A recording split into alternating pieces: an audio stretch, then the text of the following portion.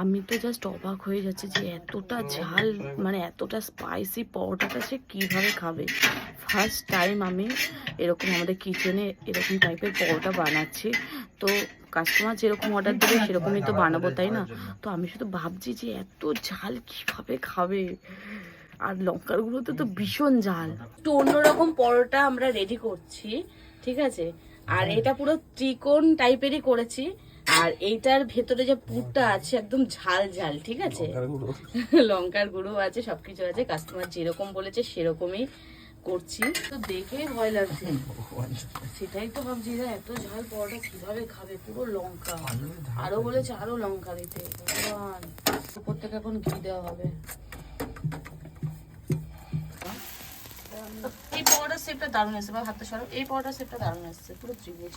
কটা পরোটার মধ্যে কিন্তু উপর থেকে ঘি ব্রাশ করে দিয়েছে দু পিঠে। আমি তো একটু হলেও টেস্ট করব যে এটা কিরকম খেতে বা কি। আমি কোনোদিনও খাইনি এত ঝাল। এমনি আমি অত ঝাল খেতে পারি না, ট্রাই করতেই হবে যে এটা কিরকম খেতে। চলো খেয়ে দেখি।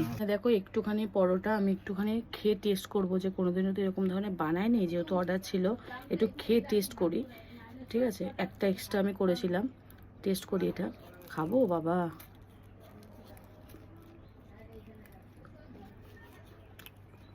ওরে ঝাল, বাবা রে, ছড়া ভীষণ ঝাল।